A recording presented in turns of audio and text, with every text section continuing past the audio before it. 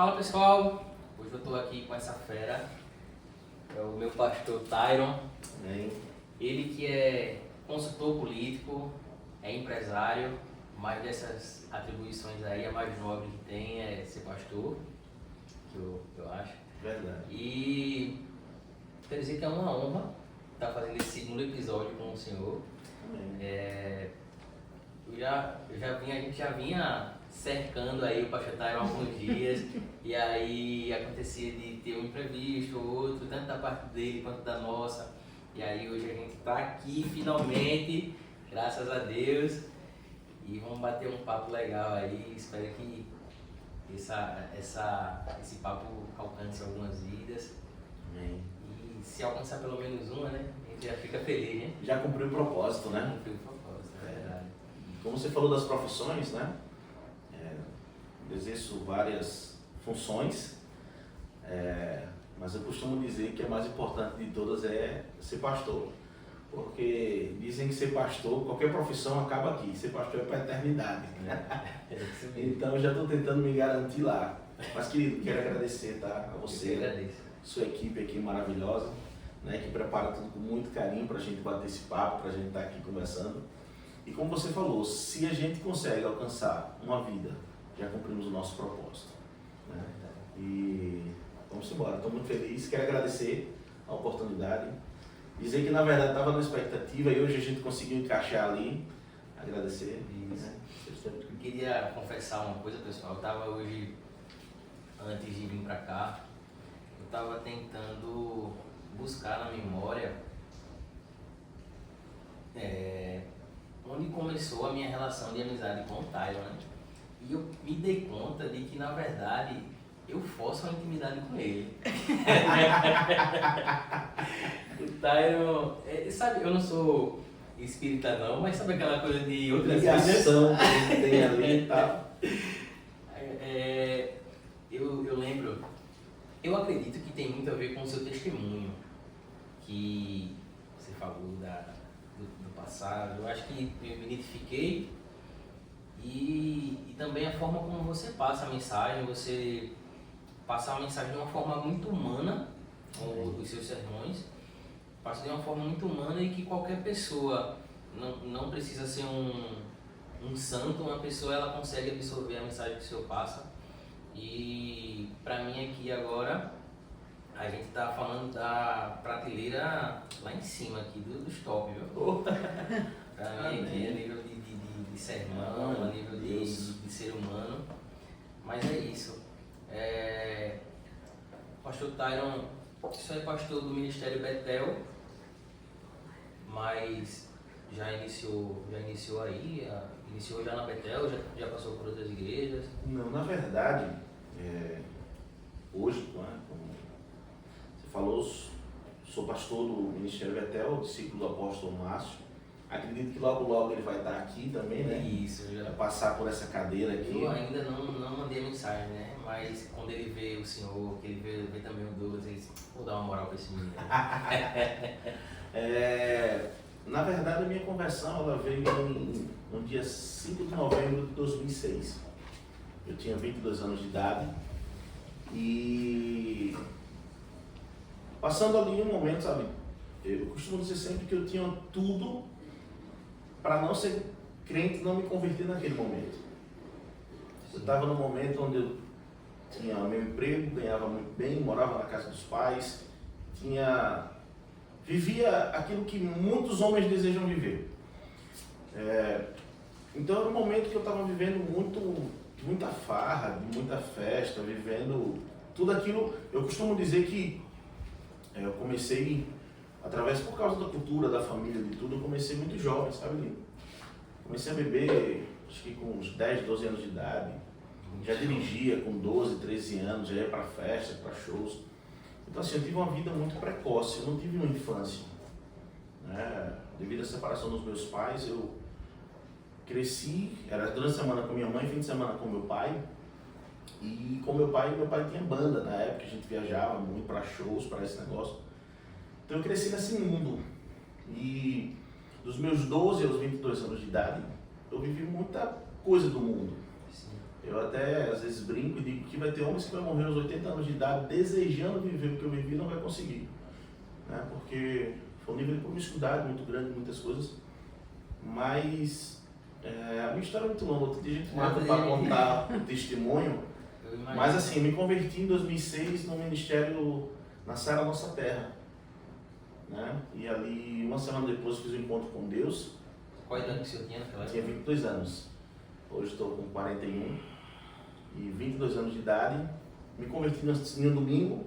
Na sexta-feira seguinte, foi um encontro com Deus. Para mim foi um divisor de águas na minha vida. E ali eu fiz uma aliança com Deus de que a partir daquele dia eu passo a viver para levar pessoas a ter esse encontro com Deus. E aí fui enviado para Messias, logo com 2, 3 meses de evangelho, para ajudar na obra lá, e passamos o tempo ali em Messias 4 anos.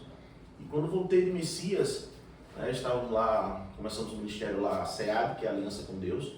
Hoje estão os pastores Zé Roberto e Goretti, homem e mulher de Deus, que foram meus pais na fé, foram quem segurou na minha mão, ensinou a caminhar, me ensinaram a servir, né? E eu tenho um carinho muito grande, um amor muito grande, honro eles onde eu chego falando, dando meu testemunho. E naquele ministério, na SEAD, na Aliança com Deus, eu aprendi a servir a Deus com a minha família, a servir, viver o propósito. Sim. E depois de 4 anos nós voltamos para Rio Largo, Deus gerou no coração o tempo de voltar para a minha cidade. E aí foi quando nós já tínhamos uma aliança com a Betel, né, alianças de igreja, nós vimos no M12. E quando voltei para Rio Largo, procurei a Betel, que vivia a mesma visão.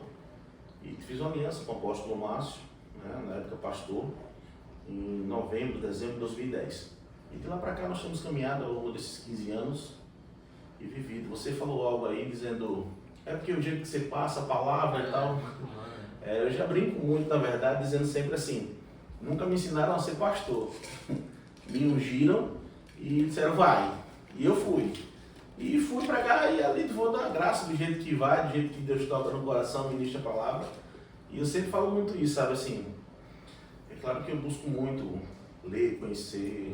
E hoje até brinquei com o pessoal dizendo assim, o pessoal falando sobre oração.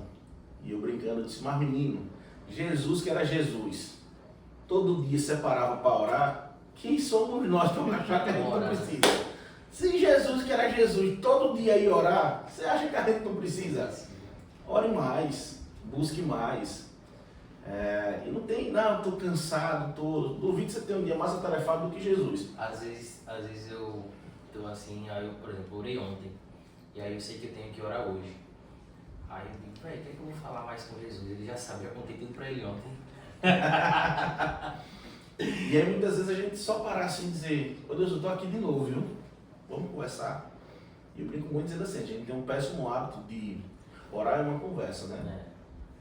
Mas a gente muitas vezes faz aquele fast food, a gente senta, fala com Deus, faz o pedido e se levanta esperando receber ali na frente. Olha, Deus, o Senhor está sabendo de tudo, já sabe, tá? O Senhor acompanhou o meu dia hoje. Não, e a gente é assim, drive-thru, você entra aqui numa fila, faz o pedido, dá a volta e já quer receber do outro lado. Sim. Então, uma vez eu ouvi uma pessoa falar sobre que a gente ora e aí já se levanta, já vai deitar, já vai dormir e às vezes a gente não espera Deus falar, né? Eu sempre falo isso, talvez até tenha sido eu porque ele falou. Deve ter sido o Senhor.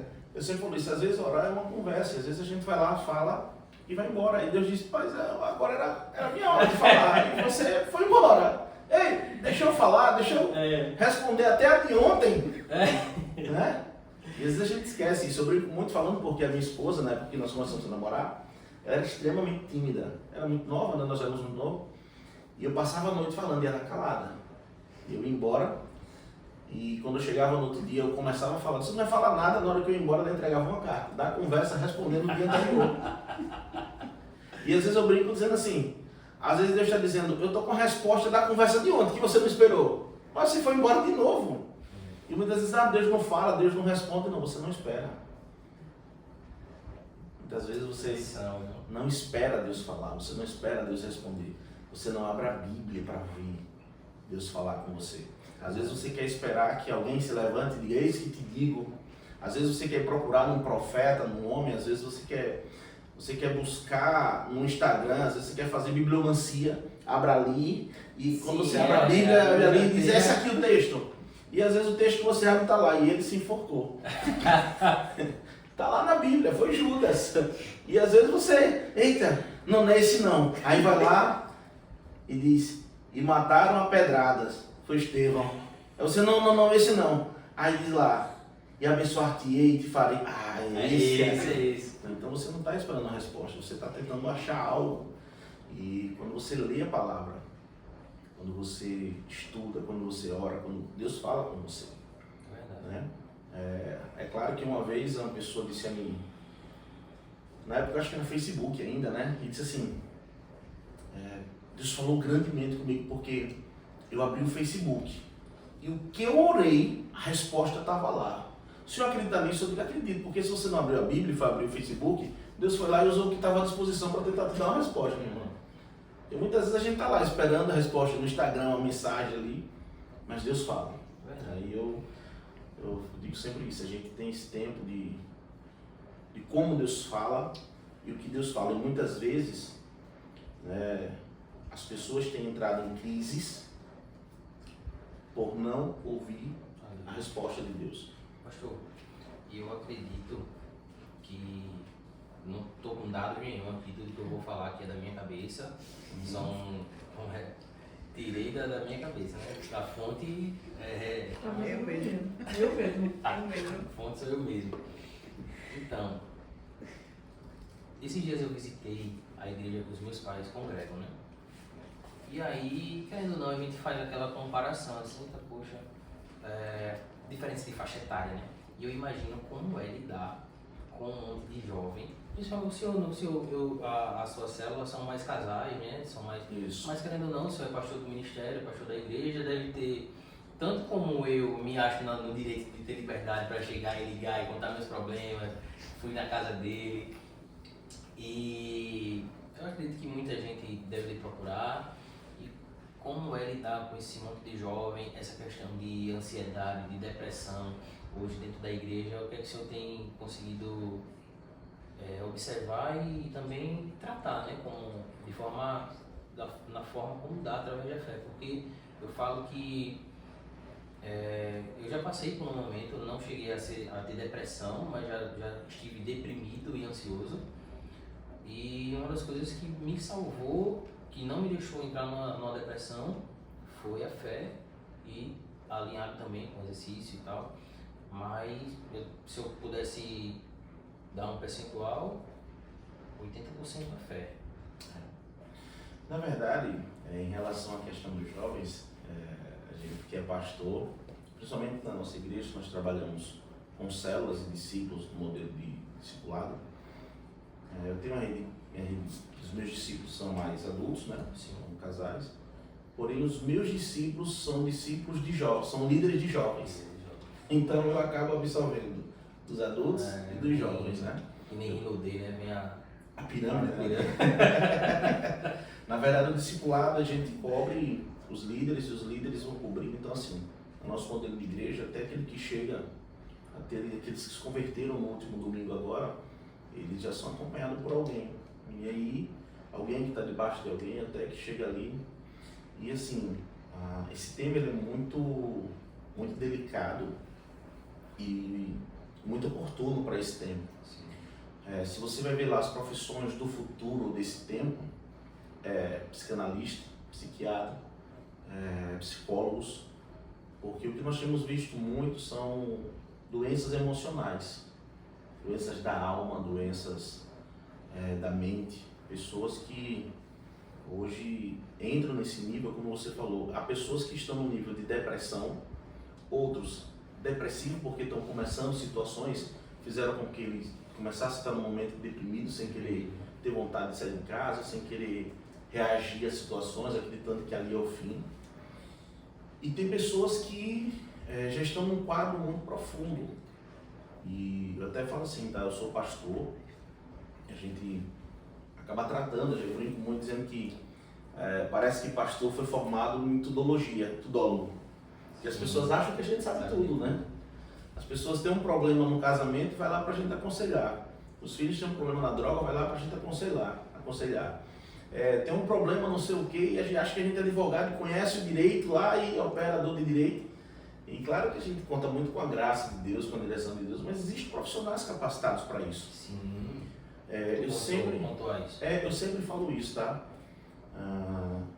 Sempre que aparecem jovens pessoas com problemas, com sintomas de depressão, de ansiedade, aquilo que é espiritual, aquilo que a gente acompanha, que é muito emocional, é muito importante. Mas há quadros de pessoas que precisam ser acompanhados por um profissional. Eu já vi muitas pessoas aqui que a gente acompanhou e deu certo ali de perto. Eu tenho acompanhado até uma jovem que até ela me procurou e pediu que eu desse uma atenção, e a gente conversou, ela foi lá em casa, conversamos muito, sabe? E assim, a gente tem acompanhado, e você vê que na verdade muitas vezes é uma insegurança, às vezes são medos, porque o que é uma ansiedade? A ansiedade, parafraseando, ela é uma insegurança, a falta de controle sobre o futuro e o excesso de futuro, né? A ansiedade é você não conseguir ter o controle, é você sentir que você não tem um controle da sua vida.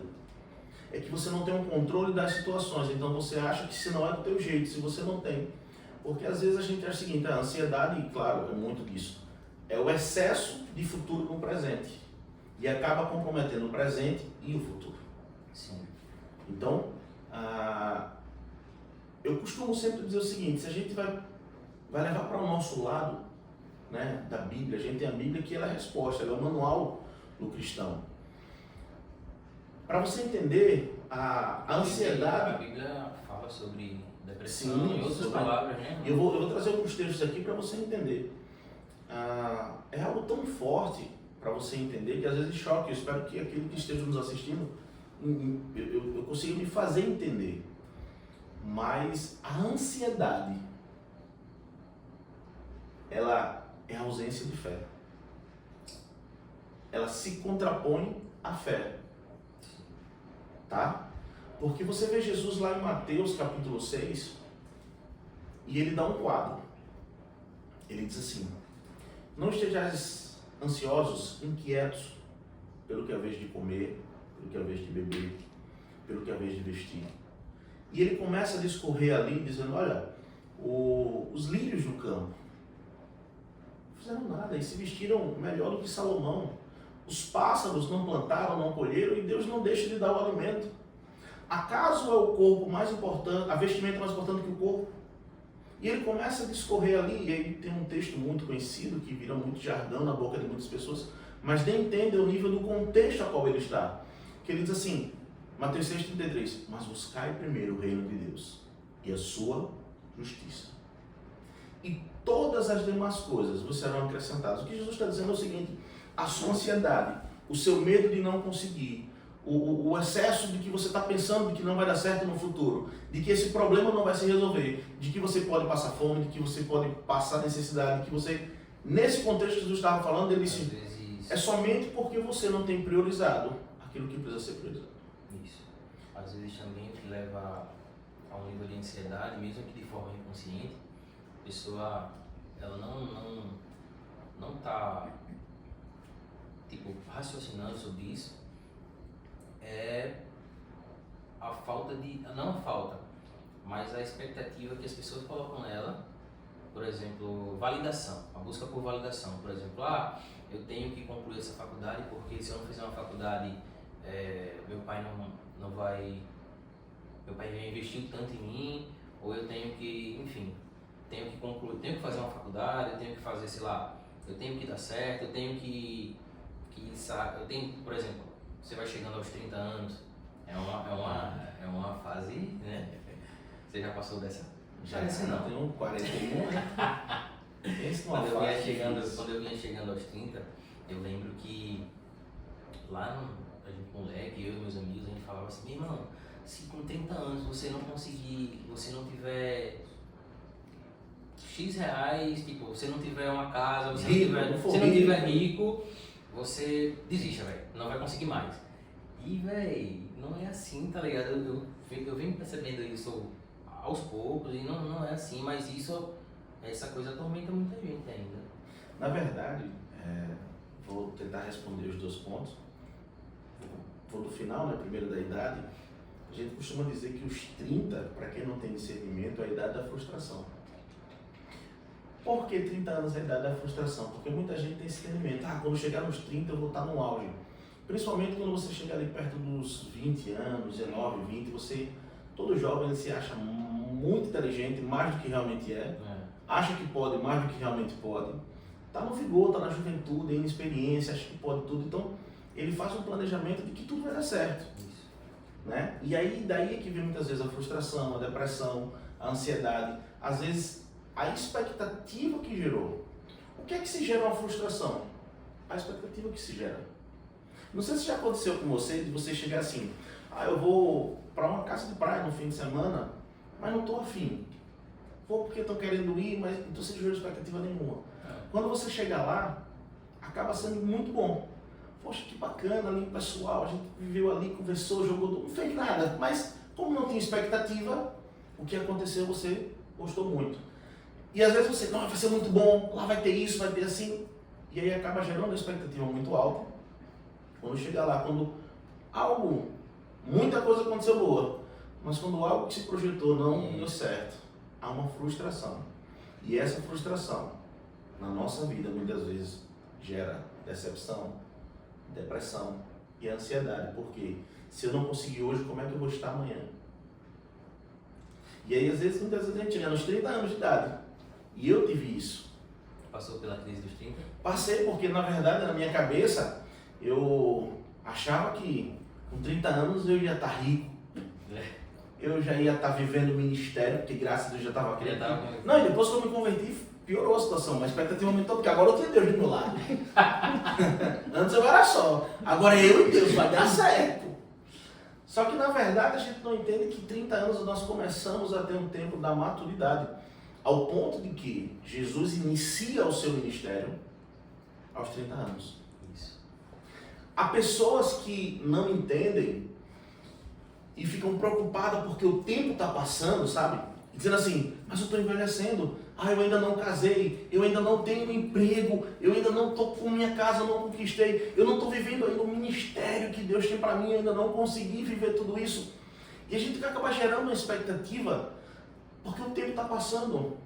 Imagina Jesus, que nasceu para um propósito, viver no oculto, nos bastidores, sem se revelar a ninguém, até os 30 anos. Mas o que é que eu falo sempre? Não tenha medo, porque o tempo certo de Deus vai chegar. Eclesiastes diz que é um tempo determinado, há um propósito. Queridos, deixa eu dizer uma coisa a vocês. Deus não precisa de muito tempo para realizar o sonho, o projeto que Ele tem na sua vida.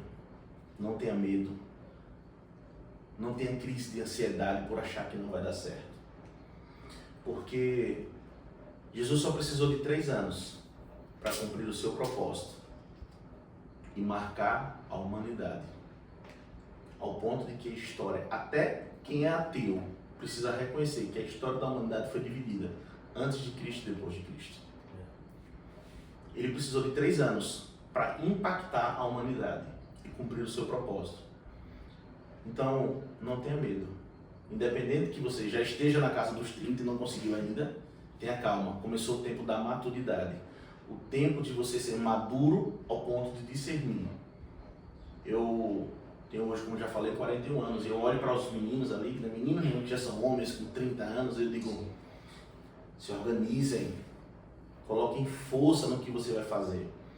Vocês têm 10 anos na minha frente. Se vocês entenderem o que eu estou falando hoje, quando vocês chegarem na minha idade, vocês vão estar muito mais avançados, vão estar numa condição muito melhor do que a minha. Às vezes, a nossa insegurança e ansiedade, como a gente fala, e como eu estava falando, Mateus 6,33, ele diz isso. Não estejais inquietos pelo que é de comer e beber. 33 diz, mas buscai primeiro o reino de Deus e a sua justiça. O que ele diz é, busque servir com integridade, viver o reino. E o que é o reino de Deus? Paz, justiça e alegria no Espírito. Esse é o princípio de reino. Quando Jesus nos ensina a Posso orar, esclarecer isso, porque às vezes a gente acha que buscar primeiro o reino é tipo fazer alguma coisa dentro da igreja, e às vezes uma pessoa ela não consegue fazer, ou sei lá, alguma obrigação, e ela acha que não está fazendo nada pelo reino. as pessoas confundem essa questão de viver o reino e servir a obra. Sim. Jesus, quando nos ensina a orar, ele diz assim: Pai nosso que estás no céu, santificado seja o teu nome, venha a nós o teu reino, e seja feita a tua vontade, assim na terra como no céu. Quando Jesus fala sobre o reino, às vezes as pessoas passam a viver ali para a eternidade, para quando morrer, ir para o reino dos céus. E na verdade Jesus ele veio trazer o reino até nós. Então quando você, lembra que eu falei? A ansiedade ela se opõe à fé. Por quê? Porque quando você tem fé, você não vive ansioso. Porque você sabe que o tempo é de Deus e que Deus ele está cuidando de você. Ainda que você não veja, ainda que você não sinta, porque qual a definição de fé? Hebreus 11:1. A fé é o firme fundamento das coisas que se esperam, que ainda que você não veja, ainda que você não esteja vendo, mas você tem a convicção de que vai acontecer. Se eu tenho a convicção de que vai dar certo, não tem para que eu estar ansioso. Se eu tenho a convicção de que Deus está cuidando, de que no final as coisas vão se organizar e vai aparecer e vai dar certo, eu não vou estar ansioso, porque eu não vou ter medo, porque no futuro vai acontecer. Mateus 6,33. Buscar primeiro o reino de Deus e a sua justiça, e as demais coisas serão acrescentadas. Mateus 6,34. Ele diz assim: e não vos preocupeis pelo dia de amanhã, basta cada dia o seu próprio mal. As pessoas esquecem dessa parte porque é um versículo extremamente importante.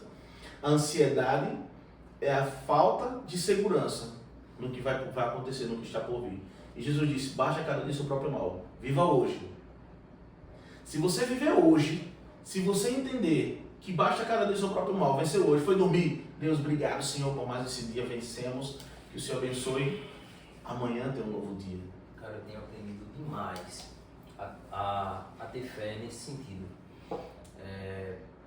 Houve um período onde eu proferia essas palavras, eu orava, mas ao mesmo tempo não era de forma consciente. A minha cabeça, ela não acreditava no que saía da minha boca. Então, por mais que eu orasse, sei lá, Deus, eu entrego nas tuas mãos, o Senhor vai abrir essa porta e tal, na minha cabeça estava assim: tanta gente no mundo, por que Deus vai fazer por tu e tal, enfim. E tipo, eu acabava não tendo fé, não entregando realmente nas mãos de Deus, e ficava muito ansioso. Hoje eu tenho aprendido muito, e de verdade eu não tenho mais me incomodado tanto quanto eu já me incomodei, e tudo isso foi fruto de oração. Inclusive nas minhas orações eu pedia para que Deus me ajudasse a aumentar a minha fé. Eu não sabia como Ele ia fazer, às vezes eu pedia um sinal, tipo, porque às vezes, eu não sei se eu já ouvi falar sobre uma categoria aqui de pessoas que ela não é ateu. Eu também não sei dizer se é gnóstico ou se é cético, enfim, que acredita no Criador, que acredita numa força maior, mas que não acredita que é uma pessoa, que é um ser pessoal, que tem vontade por você, que tem desejos por você e que cria coisas para lhe beneficiar ou para lhe abençoar. Existe essa categoria de pessoas. Eu acho que eu estava atendendo 90% para me encaixar nessa categoria de pessoas. O que não me deixou encaixar foi, eu acho que a base cristã, de berço, né, e tal. Mas eu ainda ficava, era uma luta muito grande na minha cabeça entre essa base que eu tive e isso tudo que eu estou conhecendo agora, que eu estou vivendo agora. E mas graças a Deus hoje eu tenho sabido, né? Hoje eu tenho sabido lidar. Lidar com isso. Eu falo muito, eu costumo dizer muito assim, sabe? Nós temos por nascer em um país cristão, ou pelo menos com base no catolicismo e cristianismo ali, se você pergunta a qualquer cidadão que não... Você conhece Jesus? E todo mundo diz sim. Sim. E acredito que hoje 70% aí dos dando chute, dizem que é até mais, mas assim, em torno de 70%, né, para ser um pouco mais, são cristãos. E eu estou falando entre evangélicos e católicos, né? São pessoas que creem em um Cristo ressurreto. Porém, então, aí você pergunta assim, você conhece Jesus? As pessoas dizem, sim, eu conheço. É o Filho de Deus, e eu brinco muito falando sobre isso, porque as pessoas, é o conhecimento que eu tinha de Jesus, né? Como eu falei, eu vivi num mundo muito... E eu disse assim, eu sou filho de Deus, porque uma coisa que me chateava muito era quando as pessoas diziam que eu não era filho de Deus, né? Tem muita gente aí que fica chateado porque diz assim, então filho de Deus só são os crentes, só os crentes? Não só são os crentes, são aqueles que confessam Jesus, está na palavra de Deus. A palavra de Deus, Jesus diz assim, ide por todo mundo e pregar o evangelho a toda criatura, não é todo filho. Ide por todo mundo e pregar o evangelho a toda criatura. Quem querer for batizado, será salvo. João capítulo 1, versículo 11 diz assim, mas Jesus, ele veio para os seus, e os seus não receberam. Mas a todos quantos o receberam, deu-lhes um poder de serem feitos filhos de Deus, a saber os que creem no seu nome. Então você entende que para poder ser feito filho de Deus, você precisa confessar a Jesus como Senhor e Salvador. E há um poder para ser feito. Ele diz, a todos quantos receberam, deu-lhes um poder de serem feitos. Se precisa ser feito é porque não era. As pessoas não entendem, nós todos somos criaturas, porque Deus criou. Deus, ele é o grande criador dos céus e da terra, de tudo que nasce, existe e move. Então ele criou. Mas para passar a ser filho, nós somos filhos por adoção. E para ser filho, precisa confessar a Jesus. É a palavra. E está lá em Romanos 10, capítulos 9 e 10, diz que é saber com a tua boca confessar a Jesus como Senhor e Salvador, crendo no seu coração, você alcança a salvação. Então você precisa confessar publicamente. Eu, quando meu filho começou a crescer, eu fui ensinar ele, dizer, olha, Deus não tem neto. Deus não tem neto. Deus tem filho. Eu sou filho. E para que você passe a ser filho, você precisa ter a sua aliança com Deus. Eu estou falando tudo isso, não estou saindo do contexto. Eu vou voltar para aquilo que você falou sobre a questão das pessoas duvidarem de Deus, de que Deus é Deus. E eu digo sempre o seguinte, Deus ele é tão lindo que ele é um Deus de detalhes. Se você ainda não viveu, meu lindo, você vai viver a partir de hoje. Eu vou profetizar sobre a sua vida.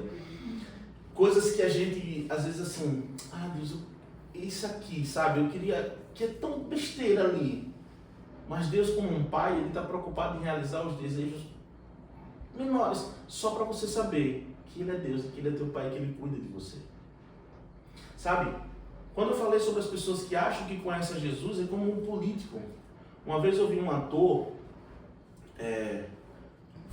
perguntaram a ele sobre privacidade, sobre a questão de fã invadir a privacidade, que não tinha mais e tal, e teve eu não lembro o nome do ator, não sei se foi Mário Frias, foi um ator aí, e ele disse assim, rapaz, uma vez aconteceu uma coisa muito interessante, eu fui numa padaria, e chegou uma mulher, começou a conversar comigo, com uma intimidade tão grande, que parece que ela me conhecia. E eu não sabia nem quem era aquela mulher, nunca tinha visto na minha vida. E ela começou a falar ali, e ela falou coisas da minha vida, que eu comecei a dizer, eu não sei como é que ela sabe dessas coisas, porque é da minha vida. E eu saí dali, quando cheguei em casa, fui conversar, a pessoa, essa esposa lá, não sei nem quem, alguém disse assim, é porque a sua vida está no jornal, você está todo dia no jornal, revista, sua vida está exposta. Ele disse, na verdade, ela por ouvir falar de mim, achava que me conhecia, mas eu não a conhecia. Sim. Dá para entender? Muitas vezes, porque ouvimos falar de Jesus, achamos que o conhecemos intimamente, achamos que temos uma intimidade com Ele. E na verdade não temos. E o que Deus quer é ter uma intimidade. Por isso que Jesus disse, quando você for orar, entra no teu quarto, fecha a porta. Por que ele diz quarto? Não é a sala, não é a cozinha, porque o quarto é o lugar da intimidade. Se é um casal, é o lugar da intimidade do casal. Uma visita, ela chega e fica na sua sala. Para o seu quarto só vai quem tem intimidade. No seu quarto você tira a roupa, você fica despido. Então Jesus disse, no lugar onde você tem intimidade, no lugar onde você fica despido, aonde você não precisa ter máscara, nesse lugar chama Deus de Pai e convida Ele a ter intimidade com você. As pessoas que têm um nível de relacionamento com Deus em oração, que têm um nível com Deus de intimidade, de Pai, não conseguem ter ansiedade. Porque ainda que o medo, a insegurança venha, ainda que os problemas surjam, as pessoas sabem que, por mais difícil que esteja, Deus está cuidando. Sabe, querido, eu casei. Poxa, eu não é discordando do senhor não, mas talvez um ponto para ser trazido. Porque assim, eu consigo enxergar a ansiedade de repente como, sei lá, um momento em que você tá fraco. Sim. Vamos supor. Então, por exemplo, você ter esse dia, eu acredito que é normal. Esse dia onde você está ansioso e tal, beleza. Não esqueça o raciocínio, só para a gente ir cortando aqui, pontuando. Sim. Eu dizendo que a Bíblia responde tudo isso. Sim. Entenda, a luta virá, a guerra vai vir. E Jesus não mentiu de forma alguma. Jesus disse assim, no mundo tereis aflições. Então, ele disse que vai existir. Efésios, Paulo diz assim, e revestimos de toda a armadura de Deus, para que possais resistir ao dia mau. Então o dia mau vem. Não importa, a diferença é se você vai estar pronto ou não, ele vem. Você entende? Eu costumo sempre falar sobre isso, quando às vezes as pessoas não entendem, é que ele disse que a Jesus... pessoa que está do outro lado, por exemplo, que ela tem, sei lá, ansiedade, ela pode interpretar como que a gente está dizendo aqui, que não existe, que que a ansiedade dela é falta de fé. Não. E não é bem isso, né? Não, de forma alguma, deixa eu lhe dizer. Os problemas emocionais, problemas da alma, os ataques, as lutas, ele é real, muito real. É por isso que eu digo que há pessoas em que eu consigo discernir e tratar com a palavra, com acompanhamento. Há pessoas que eu sei que ela precisa de um acompanhamento de pessoas que se prepararam para isso. Sim. Eu digo sempre isso, pastores que estiverem ouvindo, por favor, entenda que você se especializou na palavra. Há pessoas que se especializaram em operar o direito na Constituição e há pessoas que se especializaram para cuidar da alma, da mente das pessoas. Então, entenda o seu limite. E eu falo muito isso. Quando eu falo sobre que a ansiedade se opõe à fé, é porque a Bíblia, ela trata a ansiedade muito mais do que as pessoas ou acreditam ou não conhecem. Paulo chega a dizer a Filipenses, lá no livro de Filipenses, capítulo 4, versículo 6, ele diz, não estejais ansiosos por coisa alguma. Se ele diz que não esteja ansioso, é porque as pessoas estavam. Sim. Quando Paulo começa a ler, ele está tratando a ansiedade e a preocupação das pessoas. Então, se ele estava liberando uma palavra, é porque existia um fato. O que Paulo tenta é sempre o seguinte, rebatendo, dizendo, e aí ele dá um antídoto, ele dá um remédio, ele dá uma direção. Ele diz, não estejais ansiosos, inquietos por coisa alguma. Antes, faça conhecido diante de Deus qual é a tua preocupação. Estou parafraseando. Sim. Faça conhecido diante de Deus através das orações, das súplicas e com ações de graças. E aí no versículo 7 ele diz, e a paz de Deus, que excede todo o entendimento, guardará os vossos corações em Cristo Jesus. Versículo 8 ele diz, quanto ao mais, irmãos, e aí ele dá um caminho. Tudo que é bom, tudo que é justo, tudo que é de boa fama, tudo que se há louvor, nisso pensai. O que Paulo está dizendo é, você está ansioso ou ansiosa, você está vivendo dessa forma, mas você não precisa viver desse jeito. Apresente a Deus o que tem lhe preocupado, o que é que tem lhe feito ansioso, o que é que tem lhe feito, o que é que tem lhe roubado a paz, a um ponto de que você está nesse nível de estar angustiando a sua alma. Né? Há um louvor que eu acho muito lindo que diz assim, porque te abates, eu não canto, né? Ó minha alma, e te comove, perdendo a calma, não tenhas medo, em Deus espera, porque bem cedo Jesus virá. Você precisa ministrar a sua alma e liberar a palavra. A Bíblia diz: a fé vem pelo ouvir. Você falou algo dizendo, e eu declarava, mas a minha mente não conseguia receber. A palavra de Deus diz: a fé vem pelo ouvir e ouvir a palavra de Deus. Eu sempre que recomendo alguém a ler, eu digo: leia em voz alta, porque você está lendo a palavra de Deus, ela vai entrar em você. Quando você vai orar, ore em voz alta, porque Jesus disse: ore para que seja liberado no mundo. Porque o seu pai já sabe o que você vai falar e o que você necessita antes mesmo de você falar. Então por que você precisa orar e falar, se Deus já sabe? Porque Deus ele quer ter relacionamento. Ah, tá. Achei que era uma forma de profetizar. Isso, e você está liberando. Sobre a sua própria vida, né? É isso aí. Você está liberando. Porque senão ia ser algo muito mecânico, né? Deus já sabe, você não vou falar porque Deus já sabe. Não, Jesus está dizendo, é como um pai, sabe, que o filho chega ali e começa a fazer perguntas, né? Tem uma fase do porquê. O pai já sabe o que é, o pai às vezes... Mas por que o pai espera o filho perguntar? Por que responde? Porque ele quer ter um relacionamento com o filho. Isso. Deus não é diferente. E aqueles que têm um relacionamento com o pai, esses são mais seguros. Esses conseguem ter a certeza de que vai dar certo. Quando Paulo lá ensina em Filipenses, ele está dando uma fórmula dizendo assim: não é que você não esteja ansioso, mas apresente o motivo que está gerando essa ansiedade. Porque entenda, por trás de toda ansiedade há a causa, né? Quando eu digo que a ansiedade se opõe à fé, é porque como a carne é um espírito, né? Um opõe-se ao outro, há um inimigo da nossa alma. E a ansiedade é o mal desse século. A depressão, a ansiedade. Então, o que é isso? Quando você tem a fé, e aí até comentar rapidinho, acho que você vai falar aí algo, mas eu queria dar esse testemunho rápido, falando algo sobre a minha vida. Houve um momento, eu quando casei, o meu maior medo era de não conseguir suprir a necessidade da minha casa. Eu tinha medo de não conseguir fazer a feira, de não trazer o alimento. E é engraçado, a Bíblia diz: o mal que eu temia, esse me sobreveio. Chegou um momento em que eu passei uma dificuldade, um deserto, ali uma luta muito grande, que eu precisei receber uma doação de cesta básica. E Deus tratou muito ali meu caráter, tratou muito, por quê? Eu cresci acostumado a dar, a abençoar pessoas, eu sempre fui acostumado...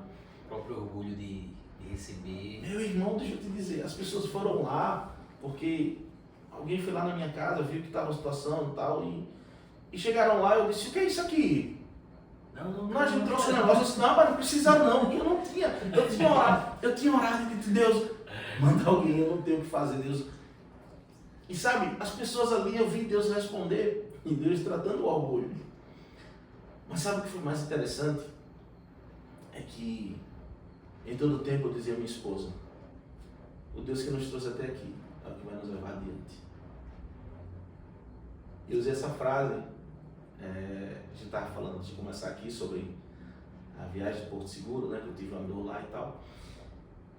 E ela começou a chorar pela forma do medo que estava, como a gente ia fazer para voltar. E eu usei essa frase, eu disse: filha, não tenha medo. O Deus que nos trouxe até aqui vai nos levar de volta.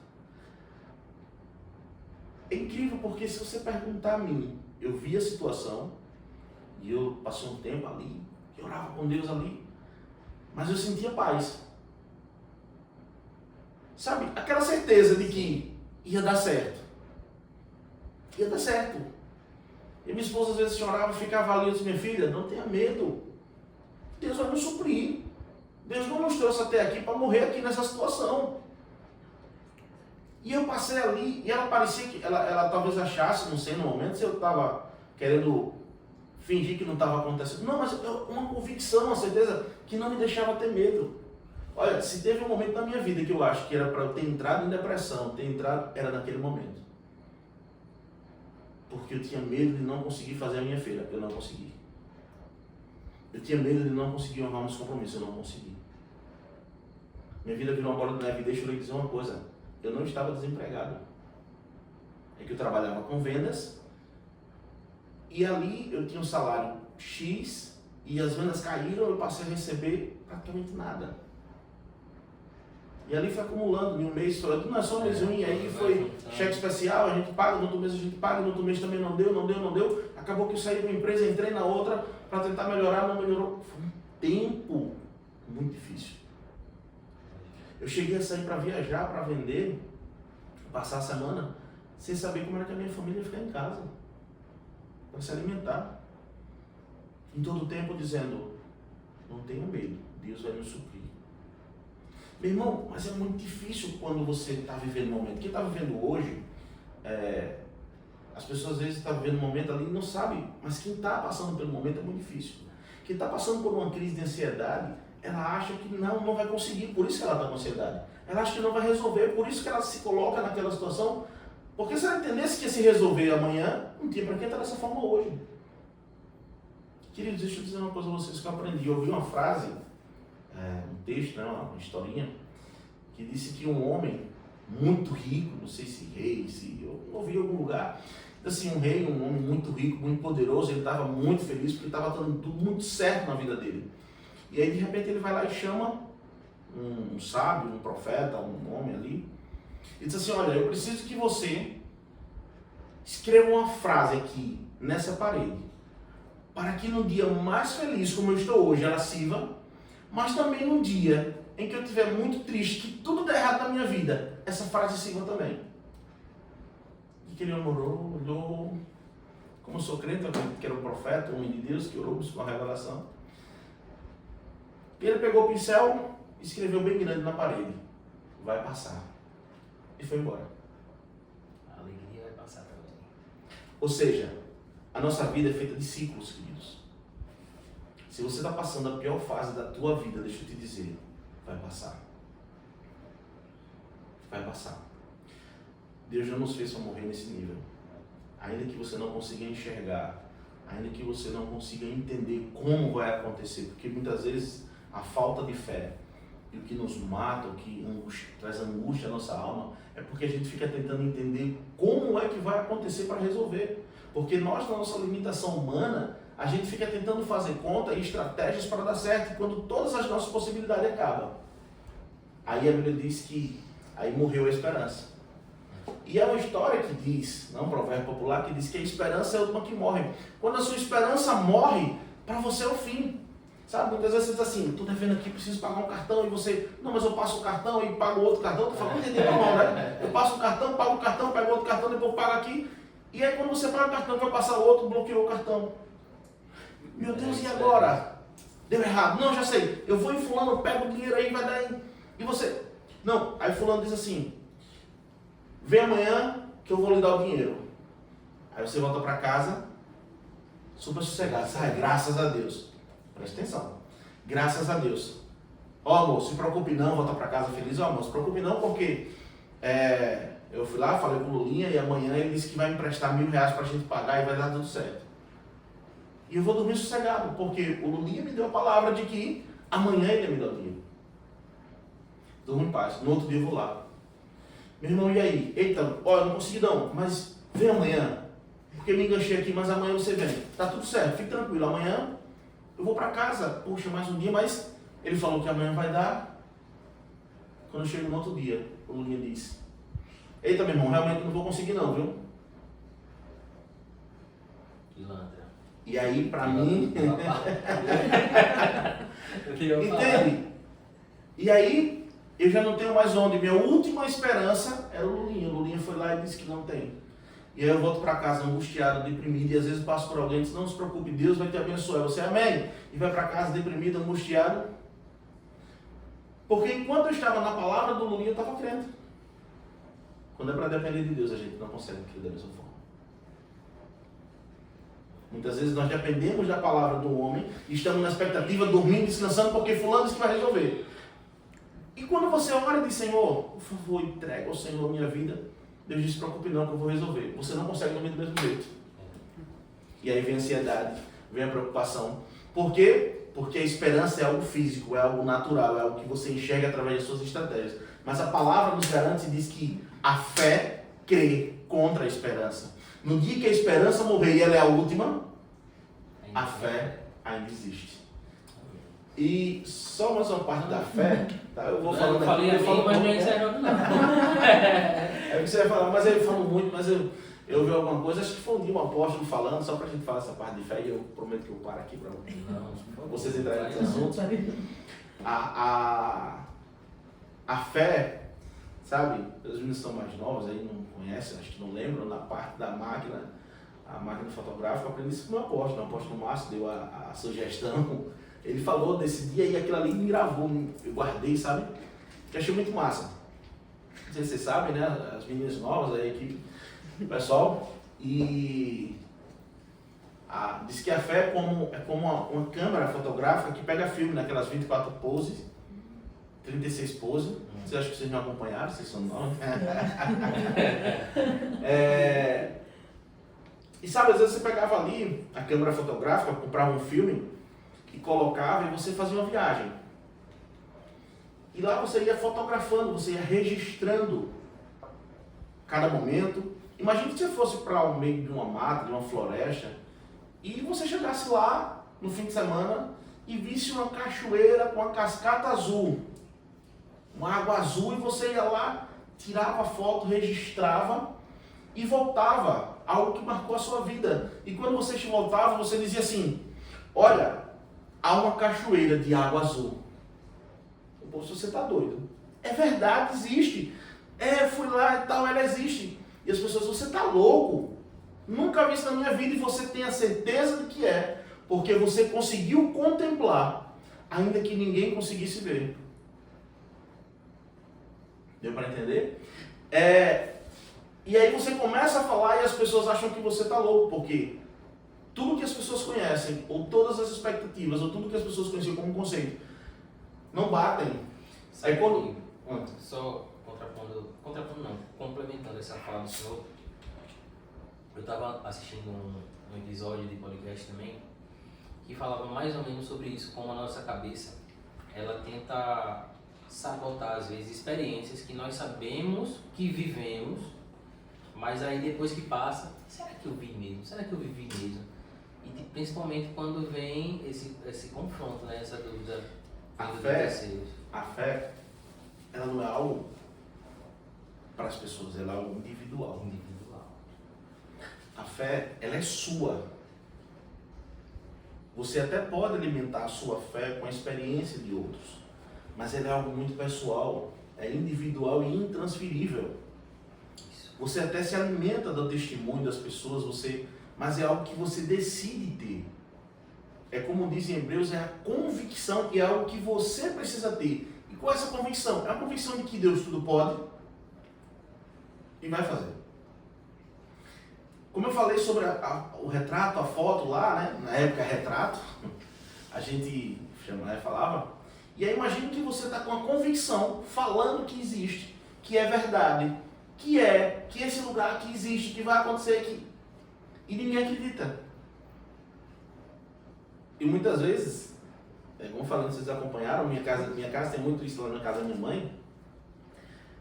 A gente comprava muito filme, tirava as fotos e ficava às vezes lá. Levava um tempo. Às vezes minha mãe disse, então precisava da foto. E a gente ia lá e pegava o filme e ia revelar. Às vezes demorava tempo. Meu irmão, deixa eu dizer uma coisa a você. A convicção que você tem, preste atenção. A convicção, a fé é a convicção, a certeza que você tem. Muitas vezes as pessoas não conseguem enxergar e acham que você é louco. Até que chega o dia em que você revela a foto. E aí quando é revelado, quando chega o tempo, que você mostra às pessoas bem que você falou, é verdade. Porque ninguém conseguia ver, ninguém conseguia entender como era que ia acontecer, mas a sua certeza, a convicção que você tinha, era de que ia dar certo. Isso é fé. Ainda que ninguém consiga ver, ainda que ninguém consiga entender, a sua convicção sabe que existe. Está só esperando o tempo de ser revelado. Forte essa. Pastor, me diz uma coisa. Na igreja, Porque assim, eu lembro que antigamente se dizia assim, fulano tá com depressão, vamos lá orar por ele, isso é demônio, vamos expulsar. Isso já caiu por terra? Ou, tipo, isso aí tipo, já é uma unanimidade que a depressão, a ansiedade é uma doença que precisa ser tratada, hoje no meio pastoral, no meio... Deixa eu te falar, querido. Isso é um assunto muito delicado, né? É tão gostoso trazer um assunto desse, porque a gente está gravando um vídeo, né, dentro de uma sala, mas de repente esse vídeo vai chegar a lugares que a gente nem imagina. Eu creio que vai muito longe, vai edificar a vida de muitas pessoas. Mas deixa eu te dizer uma coisa. O que nós vemos no mundo natural é resultado do mundo espiritual. Não vou entrar muito nessa área porque não é muito o tema hoje aqui. Mas há um nível de possessão, manifestação e influência espiritual. Né? A gente vê foi muito explorado aí por algumas vezes, até mesmo nos memes de pessoas que estão nas igrejas e o cara começa ali a entrevistar, né? Entrevista com o demônio e começa ali com qual é o seu nome, né? O que é aquilo ali? Aquilo é a manifestação. A pessoa incorporou, né? E quem conhece o mundo espiritual, quem é da Umbanda, quem é do Candomblé, sabe do que eu estou falando. Eu já tive experiência, já fui em alguns lugares desses antes de me converter. Inclusive os espíritos, eles chamam a pessoa lá que recebe de cavalo. Porque eles como se fosse que montasse, e ali eles se manifestam, e alguns têm, que recebem essas entidades, esses demônios, né, que eles chamam de espíritos, de chuns, alguns deles, se é um espírito de pombagira, ele tem a touca, tem o lenço, tem as sandálias, às vezes tem chapéu, tem todos os adereços de cada um lá e tal, porque eles incorporam, eles manifestam, e aí há mudança de voz, entroncha a mão e tal. Isso é um nível de manifestação.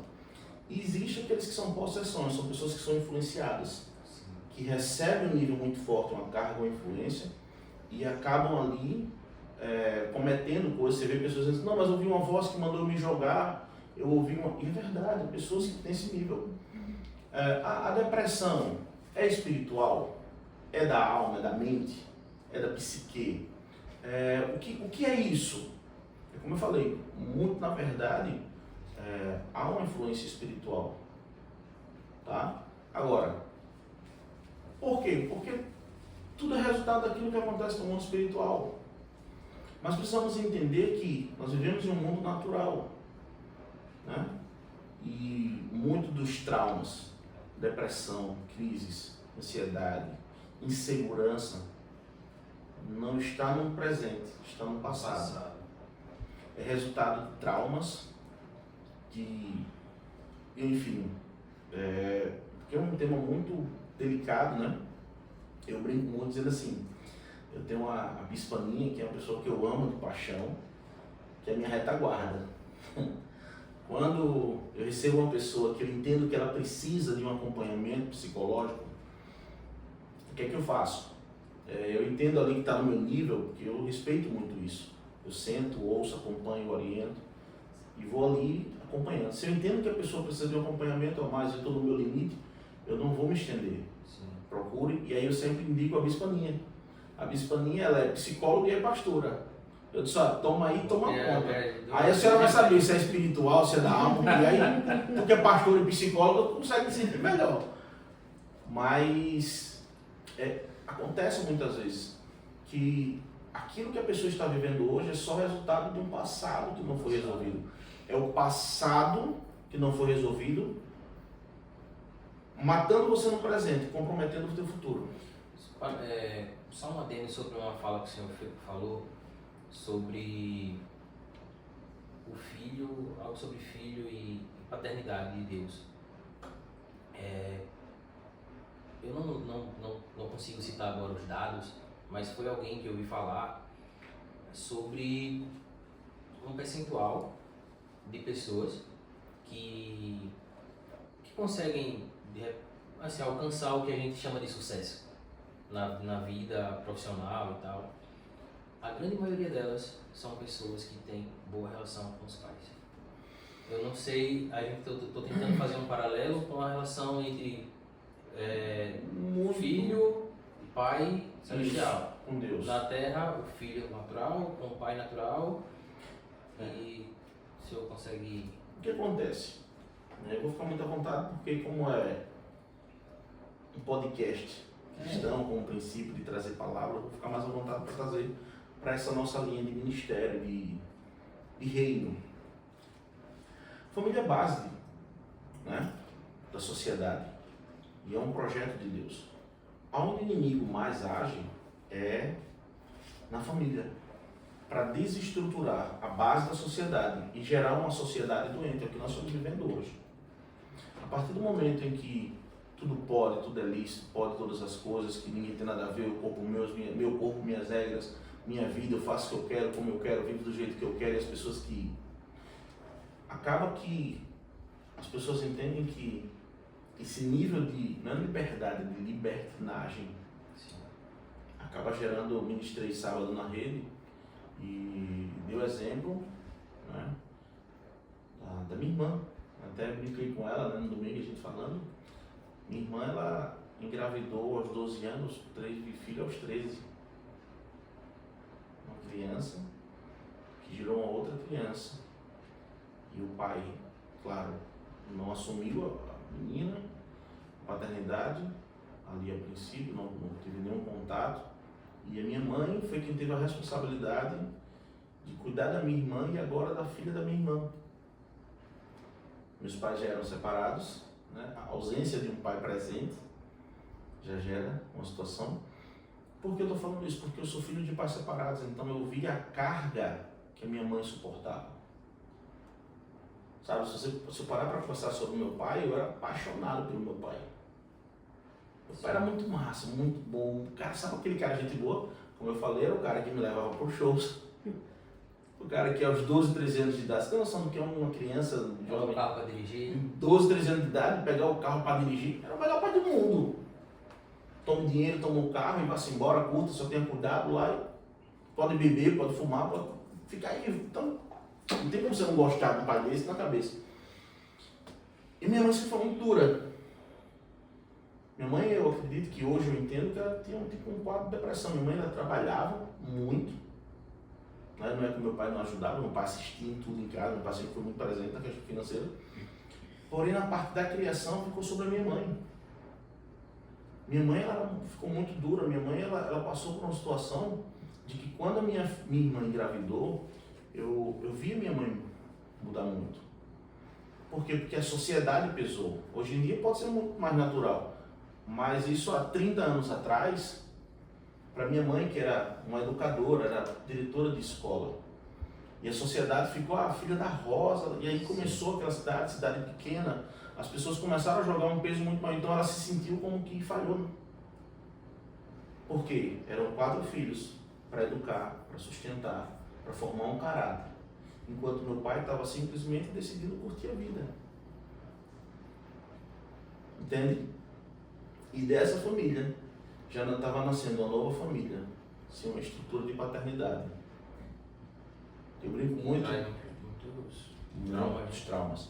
Eu brinco muito com meu filho, porque eu consigo equalizar muito, porque eu tive essa situação de um pai extremamente liberal e uma mãe que teve que ser muito dura para poder trazer ali o que o meu pai liberava. Eu brinco muito com meu filho e disse, deixa eu dizer uma coisa a você, não acho que eu sou bonzinho não. Agradeça a sua mãe. Porque assim, eu brinco com ela, eu disse, como ela não se incomoda de ser chata, aí eu só faço a parte boa. Eu disse, mas entende, se ela não fizesse o papel dela, eu iria fazer. Porque eu me preocupo em dizer isso ao meu filho? Que é para depois ele não dizer o que eu dizia, meu pai é muito legal, minha mãe é chata. E quando meu pai estava perto de morrer, ele estava num HGE, um corredor, teve um final muito difícil, muito triste, devido à forma como ele decidiu viver. E ele disse a mim, eu estava cochilando, ele estava numa maca, no corredor, eu estava em pé cochilando, a cor dele estava chorando. Eu disse, pai, o que foi isso? O que foi? Tu está precisando de alguma coisa? Ele disse, não, por essa situação que você está e tal, se colocar você numa situação dessa, tem que dormir em pé no corredor, que eu fiz a minha vida, e ali nós tivemos a conversa mais importante da minha vida. Eu hoje sou o resultado daquela conversa. Porque eu entendi que meu pai chegou ao final da vida e entendeu que fez tudo errado. Ele disse, eu me orgulho do homem que você é hoje. Já convertido? Não era convertido ainda. Mas eu sempre fui muito, mais que eu era bagunceiro, mas sempre fui muito, gostava de ser muito decente, tá? E aí ele, ali e tal, ele disse, eu tenho muito orgulho do homem que você se tornou. Aí eu ri, brincando, tentando quebrar o clima ali, eu disse, graças à minha mãe, né? Porque se dependesse do senhor, eu estava esculhambado pior do que o senhor. Brincando com ele ali para tentar quebrar o gelo. Aí ele disse, verdade, sua mãe foi muito importante nisso. Aquela conversa me trouxe um entendimento de que eu precisava mudar. Entende? Meu pai que foi liberar a vida toda. O exemplo mais forte que eu tive foi de como não ser. Porque ele chegou para mim naquele dia e disse assim, hoje eu não tenho mais condições de voltar. Ele disse, hoje eu acredito que eu não tenha mais uma chance. Hoje eu acho que eu não tenho mais a condição de recuperar o tempo perdido, eu não saio mais daqui. E eu, não, pai, ele disse, não, escute, meu filho, porque eu acho que eu não volto mais. Mas pela primeira vez eu quero dizer a você, se eu pudesse, eu fazia tudo diferente. Eu tenho admiração pelo meu pai, porque meu pai era um cara muito bom vivão, era boêmio, curtia ali. Eu achava a forma como ele vivia ali, sabe? E ele chega naqueles dias e diz assim, se eu pudesse fazer tudo diferente. O homem que estava me dizendo aquilo, ele estava na maca, no corredor. Estou falando sobre a paternidade, né? O que muitas vezes a falta da paternidade traz desestrutura a emoção e uma família, a sociedade, e assim na consequência. Para problemas, para traumas, para ansiedade, para depressão. Isso, e naquele momento ele disse assim, se eu pudesse fazer tudo diferente. Um homem que eu vi ser rico num momento, passar necessidade em outro. Viver uma vida e chegar ao final dos seus dias. Estava numa maca, num corredor de um hospital, passando por aquela situação. E aquela conversa me fez refletir. E eu acredito que daquela conversa foi o que eu entendi, que eu não precisava, porque se eu continuasse vivendo da forma como eu estava vivendo, eu ia ter o mesmo final. Eu decidi que eu queria ser diferente. E eu ministro isso para o meu filho.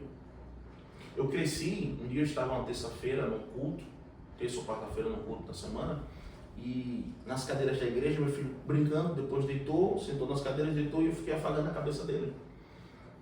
E naquele dia eu fiquei ali assistindo o culto e afagando a cabeça dele, e de repente me veio uma memória de que eu fazia muito com meu pai. A diferença é que era nas mesas de bar. Meu pai bebendo, eu brincava, chegava uma hora que eu juntava as cadeiras do bar, da mesa do bar, deitava, ficava ali, meu pai ficava fazendo cafuné em mim. E hoje, meu filho tem 16 anos, nunca entrou nem no bar. Porque aquilo que eu vivi, eu tentei corrigir para que ele não precisasse passar.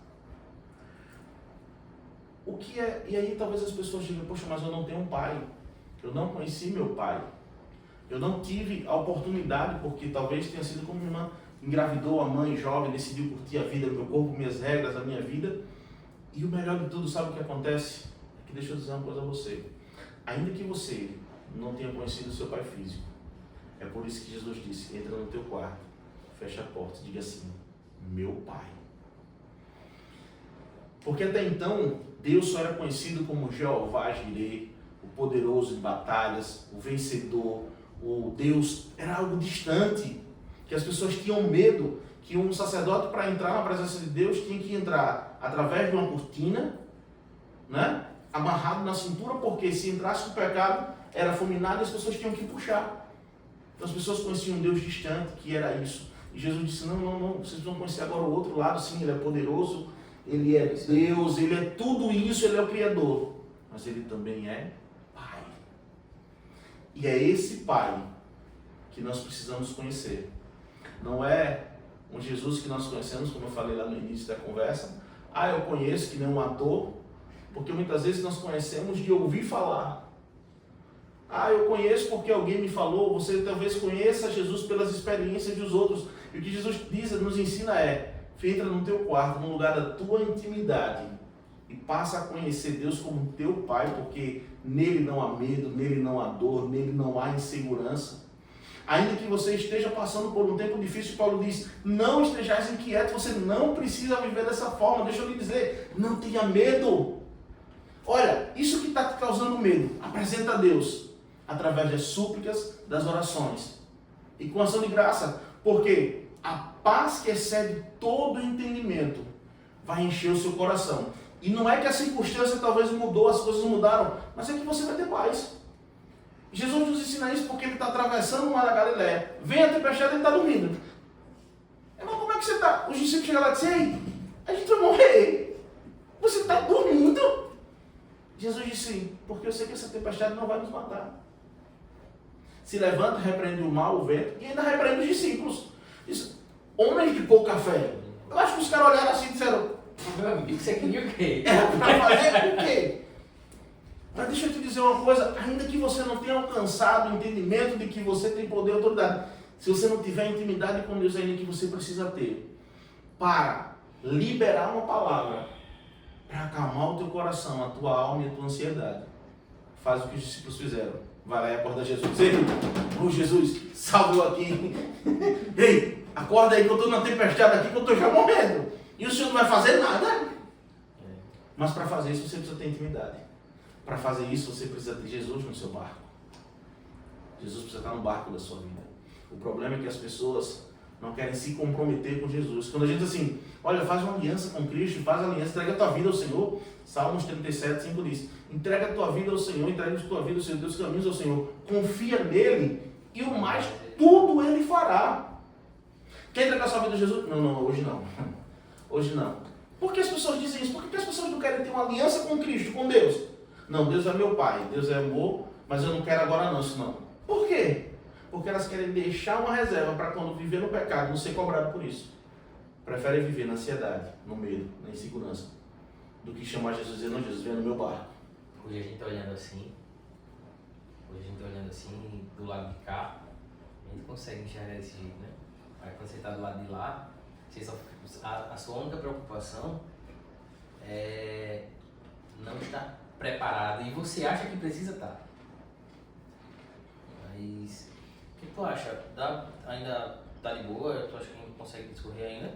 Eu quero fazer mais uma pergunta aqui para encerrar. Você faz uma pergunta e encerra depois. Deixa eu só... Vai conseguir cortar para botar para essa parte? A gente corta esse pedacinho e completa. Porque eu queria falar sobre isso que ele falou agora. Quando você... Sim. Eu falei sobre isso, eu não sei se você estava no culto, quando eu falei sobre isso. Que as pessoas dizem assim, eu não estou pronto, eu vou só resolver algumas coisas, eu vou deixar de beber quando eu deixar de fumar, quando eu deixar de trair a minha esposa, quando eu conseguir vencer isso, quando eu parar, eu vou. E aí eu falo sempre isso. Jesus diz assim, vinde como estáis, todos vós que estáis cansados e sobrecarregados, e eu vos aliviarei. Queridos, deixa eu dizer uma coisa a você, eu falo sempre isso. Se você conseguir se libertar só, se limpar só do seu pecado, Jesus não precisava morrer por nós. Quando Deus, João 3,16 diz, porque Deus amou o mundo de uma tal maneira, que já fez encontro, entende esse significado tal, porque Deus amou o mundo de uma tal maneira, que deu seu Filho unigênito para todo aquele que nele crê não pereça, mas tenha a vida eterna. É porque Deus entendeu que o homem sozinho não conseguiria. Quando Deus entende que precisa sacrificar Jesus daquela forma, é porque o homem não conseguiria só. Deus ele não quer que você se limpe, que você vença, não, ele quer que você se entregue. Você entrega a sua vida, e o mais ele fará. Né? Quando eu consigo... Não. Venha, como você diz, muitas vezes a gente está no mundo dizendo assim, não, quando Deus chamar, quando Deus tocar, não, Deus já está te chamando hoje. Se você está assistindo essa mensagem, se você nos acompanhou até aqui agora, deixa eu te dizer uma coisa. Hoje Deus tem tocado no seu coração. Ele diz que estou à porta e bato.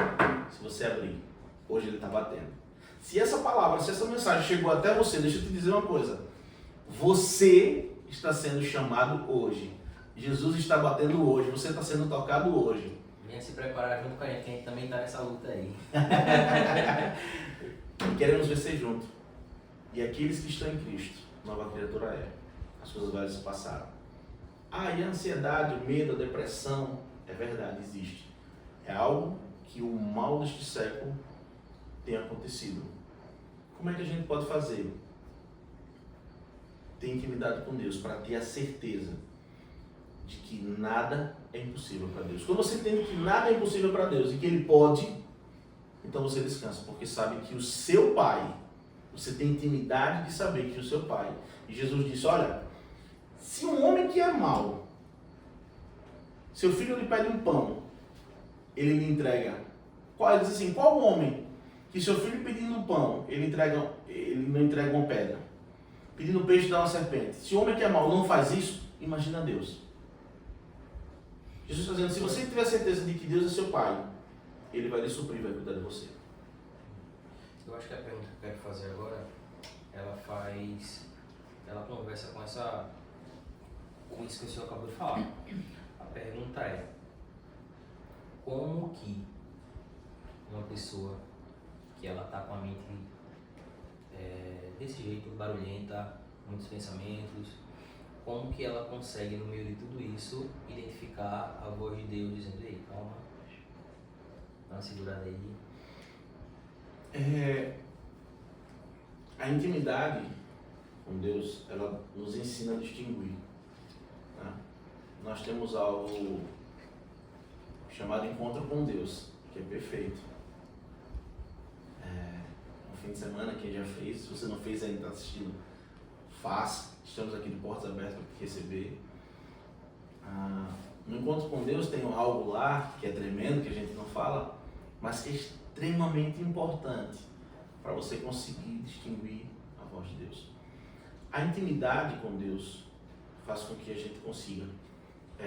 Se você estiver no lugar de costas, né, até tem tido muito uma trend esses dias. O pastor está de costas e alguém fala e diz, fulano, a mãe, eu vi um dia desse, uma senhora de idade, tem não sei quantos filhos, netos e tal. Ainda que esteja num barulho com muita gente, se alguém chama o teu nome e você tem intimidade, você consegue distinguir de quem é a voz. O problema é que muitas pessoas não têm esse nível de relacionamento com Deus. E por isso que no meio da tempestade, no meio de turbulência da alma, a gente não consegue distinguir a voz de Deus. Mas aqueles que buscam intimidade, que oram, que ficam ali no canto, que colocam louvor, que ora, vai buscando ali, ele começa a separar qual é a voz de Deus, qual é a voz da alma e qual é a voz de, muitas vezes, do inimigo. Uma voz que muitas vezes está dizendo, se mate, pegue uma faca. Teve uma reportagem um dia desse, e acho que um jovem que disse que ouviu uma voz muito forte dizendo, pega a faca e mata sua mãe. Ele foi lá e matou a mãe. Então muitas vezes precisamos distinguir a voz de Deus. Como? Tendo relacionamento, intimidade. Essa intimidade, esse relacionamento vai fazendo com que a gente consiga ter esse discernimento. E a voz de Deus é o que traz calmaria no meio da tempestade. No primeiro episódio eu conversei com o Douglas sobre propósito. E agora conversando com o senhor também sobre identificar a voz de Deus e tal, eu consigo entender que a gente se conhece melhor quando a gente vai buscando conhecer a Deus também, né?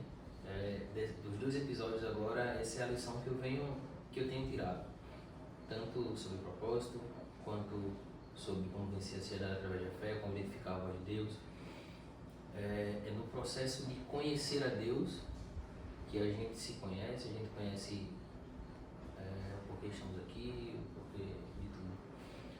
Mas é isso. Deixa eu só sim, usar uma parte aí, né? Eu falei mais, mas essa parte aí que eu acho muito bacana. Às vezes as pessoas não entendem. A gente no início estava, antes de começar aqui, né, a gravação, a gente estava batendo papo falando sobre o iPhone. Quando você compra um iPhone, ele vem com um manual, né? E pasmem você, por mais que vocês, né, eu não tenho um iPhone, quem está brincando sobre isso, você compra um iPhone e vê um manual. Ninguém lê. Presta atenção. Por que você não lê? Porque você já acha que já sabe como funciona. Você pega, liga e vai vivendo ali usando aquilo que você já conhece. Quando o criador do iPhone fez o iPhone, ele criou um manual. Por que ele criou um manual?